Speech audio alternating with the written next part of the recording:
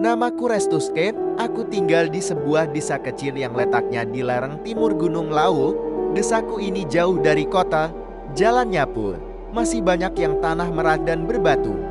Tapi justru itu yang bikin suasananya tenang dan adem. Pagi hari biasanya berkabut, malam hari suara jangkrik dan kodok bersahutan. Di sini, waktu kayak berjalan pelan. Orang-orang hidup sederhana, saling kenal satu sama lain.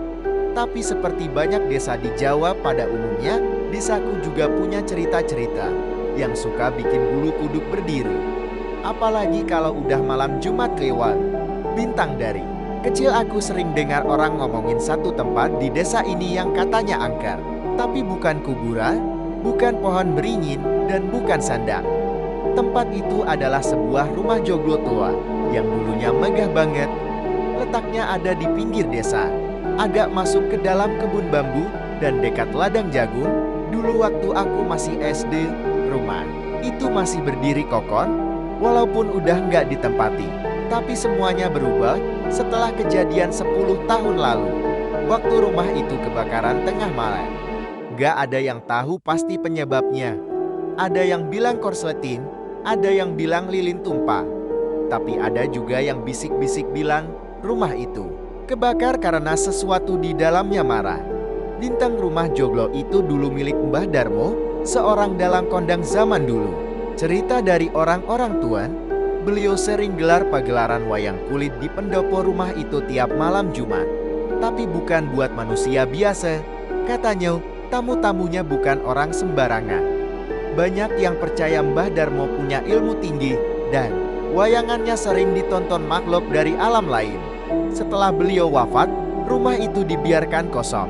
Tapi ya gitu, tetap aja nggak pernah sepi. Banyak warga yang ngaku masih suka dengar suara gamelan dari arah sana, terutama pas malam Jumat. Padahal setelah kebakaran, rumah itu tinggal puing-puing. Nggak ada lagi tiang kayu jati atau gentang tanah liat. Tinggal bekas lantai dan tumpukan abu yang udah menyatu sama tanah. Waktu aku SMP, aku mulai dengar cerita lebih jelas dari tetangga. Salah satunya Pak Budu yang sering ronda malam. Suatu malam dia pulang ronda agak telat, sendirian lewat dekat lokasi rumah joglo itu. Tiba-tiba dia dengar suara kendang bertalu-talu, kayak lagi ada pertunjukan, disusul sama suara gong dan saron. Awalnya dia kira lagi ada hajatan atau latihan karawitan.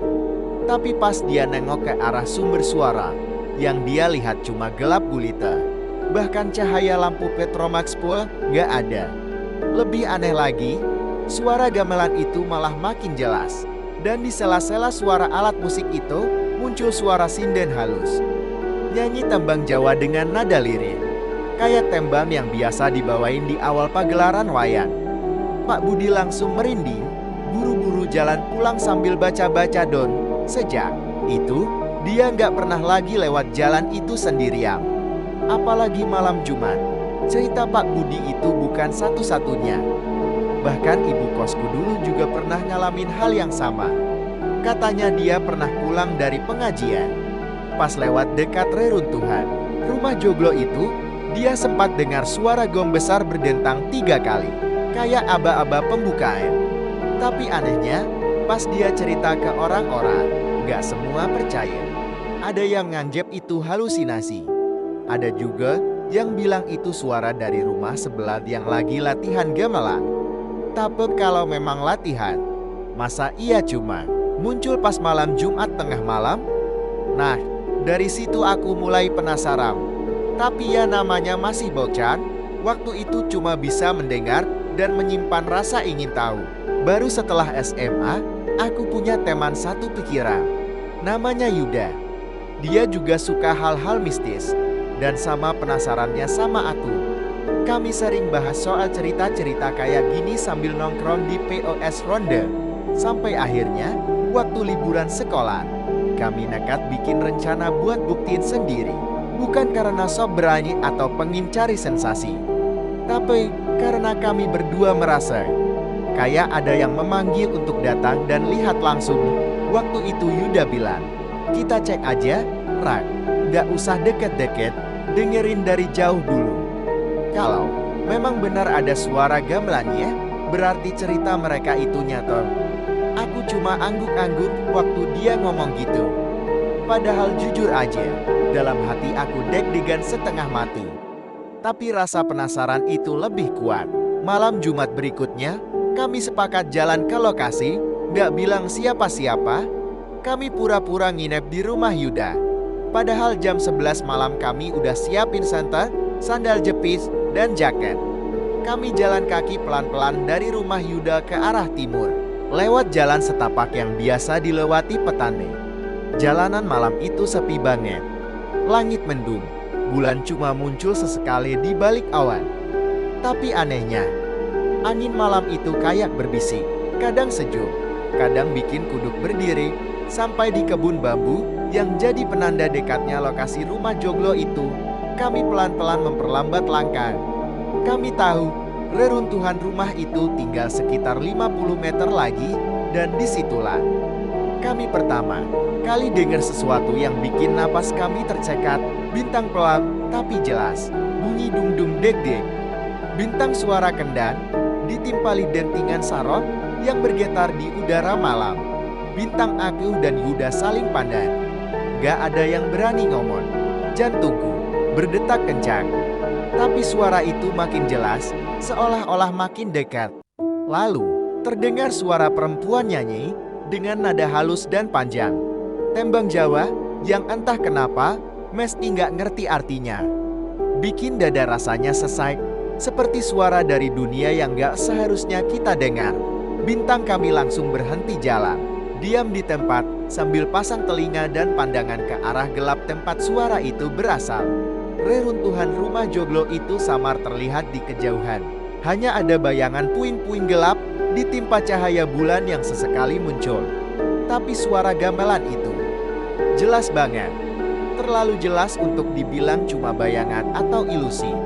Aku nelen Yuda, pelan-pelan mundur selangkah. Yuda juga mulai gelisah. Tapi belum sempat kami ambil keputusan buat balik, suara gamelannya mendadak berhenti. Hening. Udara malam jadi dingin banget. Terlalu dingin untuk desa lereng seperti ini. Lalu, kami dengar sesuatu yang lain. Langkah kaki berat, lambat, dari belakang kami. Aku dan Yuda langsung saling pandang waktu suara langkah kaki itu muncul dari belakang kami. Langkahnya berat, pelan, tapi jelas banget terdengar di atas tanah berpasir dan berdaun kering. Kami berdiri kaku, gak berani noleh. Suara gamelan tadi memang udah berhenti, tapi sekarang suasana justru jauh lebih mencekam. Angin malam mendadak berhenti, gak ada suara jangkrik, gak ada gerak dari pepohonan bambu yang biasanya berdesir pelai. Semuanya diam, seperti alam sekitar juga sedang menahan napas. Bintang aku berusaha tetap tenang, walaupun jantungku berdebar seperti jendera. Dalam hati aku baca doa, sambil pelan-pelan nyenggol lengan Yuda, ngajak dia buat mundur. Tapi dia juga kaku, kayak orang lagi mimpi buruk dan gak bisa gerak. Aku hampir nepak dia, kalau saja langkah kaki itu gak berhenti tepat di belakang kami. Lalu, terdengar suara endang. Mulai boleh. Suaranya berat, serak, tapi ada nada ramah yang mengerikan di dalamnya.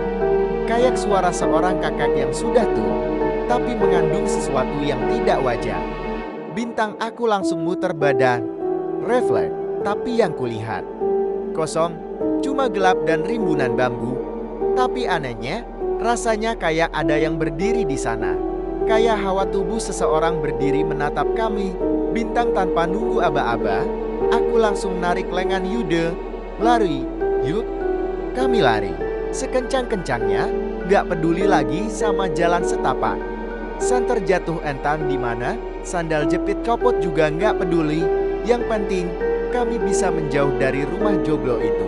Nafasku ngos-ngosan, paru-paru rasanya terbakar. Tapi aku gak berani berhenti. Di belakang kami, aku masih bisa dengar sama. Suara gamelan kembali berbunyi. Tapi kali ini nadanya berbeda, lebih cepat, lebih keras, seolah-olah gamelannya marah. Kami akhirnya sampai di rumah Yuda. Badan kami kotor penuh lumpur, Kaki luka-luka kena semat, tapi kami berdua masih bisa berdiri. Waktu kami masuk rumah, Ibu Yuda yang lagi nonton TV langsung kaget. "Bintang lo, kalian dari mana? Badan kotor gitu." "Astagfirullah, Raka, mukamu pucat banget." Aku nggak bisa jawab. Yuda juga cuma duduk, sambil napasnya ngos-ngosan. Ibu Yuda langsung ambilkan air minum dan handuk basah.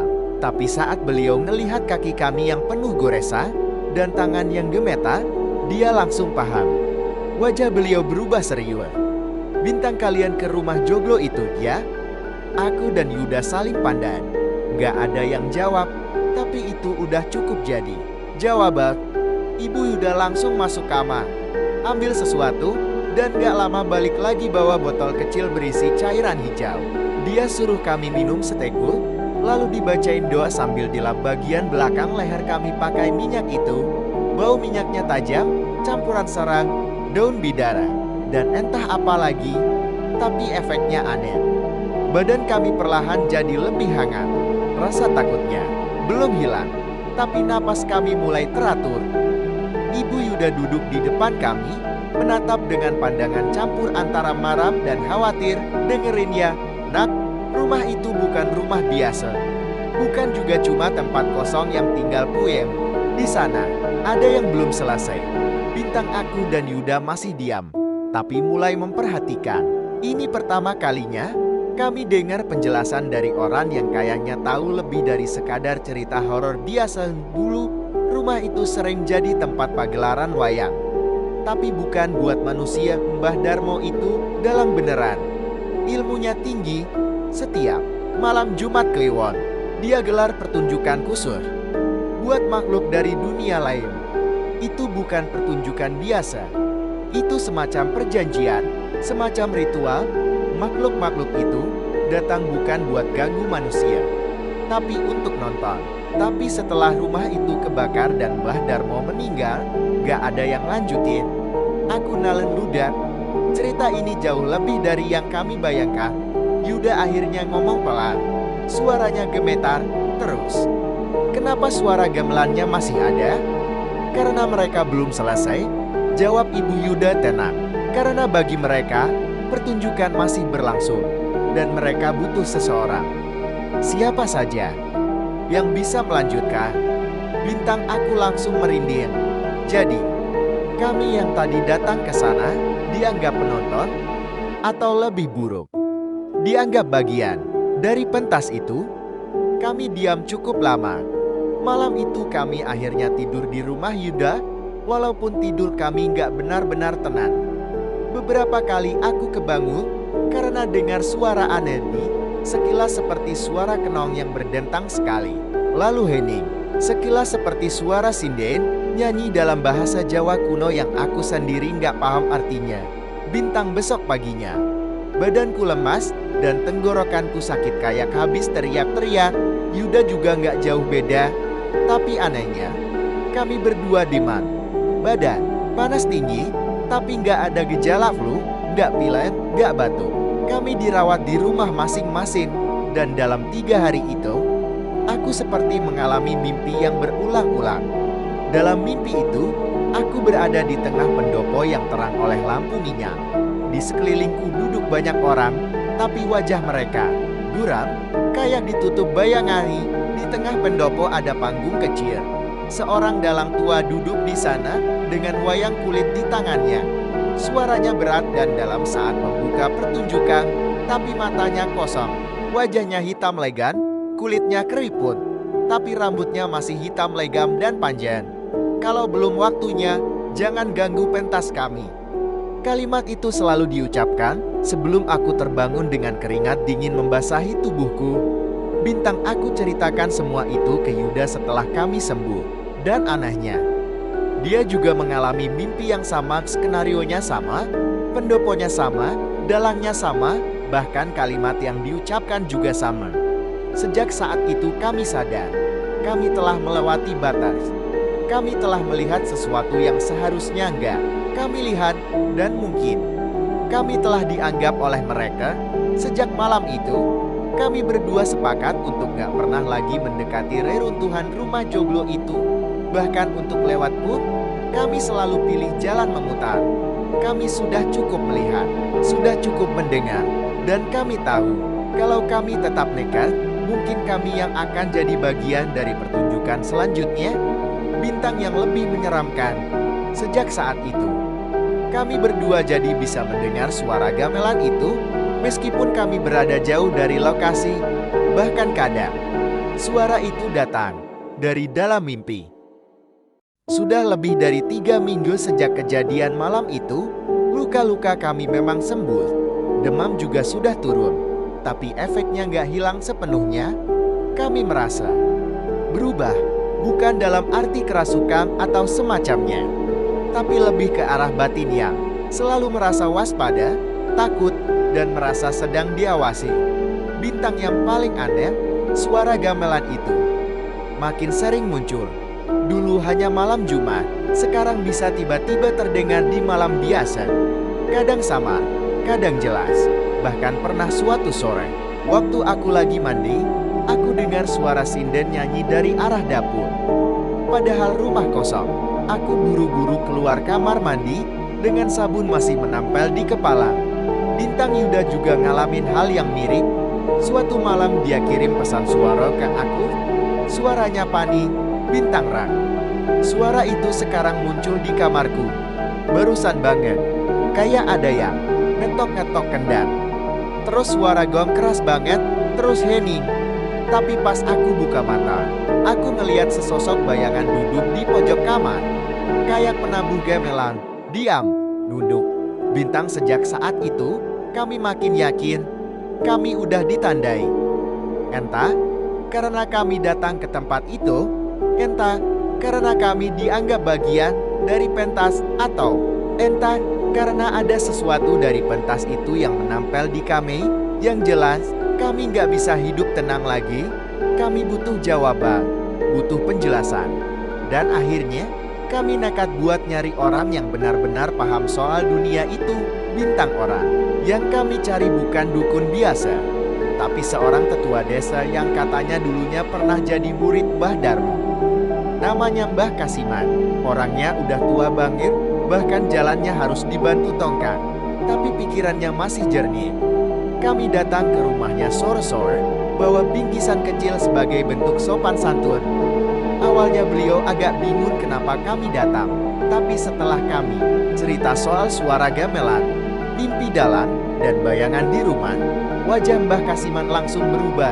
Serius, dalam, Bintang sudah ada yang memanggil kalian, katanya pelan, dan itu bukan sembarang panggilan. Kami berdua diam, menunggu penjelasan lebih lanjut. Pentas itu belum selesai. Sejak rumah joglo itu kebakar, arwah-arwah penontonnya tersangkut. Mereka butuh pertunjukan terakhir untuk menutup perjanjian lama, dan saat kalian datang ke sana, kalian membuka kembali panggung yang seharusnya sudah terkunci. Bintang aku menelan ludah. Jadi maksudnya, mereka mengira kami dalamnya, bukan dalam. Mbah Kasiman menatap tajam, tapi bagian dari lakon. Pemainnya, Bintang lakon. Yuda bingung. Bintang iye. Dalam pertunjukan wayang, ada cerita, ada peran, ada tokoh, dan kalian sudah masuk ke dalam cerita itu. Tanpa kalian sadari, Bintang aku merinding.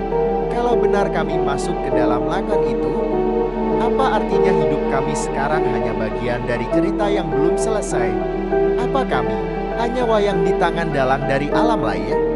Ada cara memutusnya, kata Mbah Kasiman. Suaranya pelan, tapi kalian harus berani kembali ke sana. Sekali lagi, malam Jumat Kliwon, duduk di pendopo yang sudah hancur. Tapi kali ini, jangan lari. Dengarkan gamelannya sampai selesai.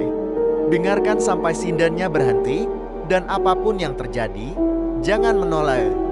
Jangan jawab panggilan. Jangan bicara. Karena satu kata saja bisa membuat kalian tinggal di sana. Rasanya seperti disiram air es.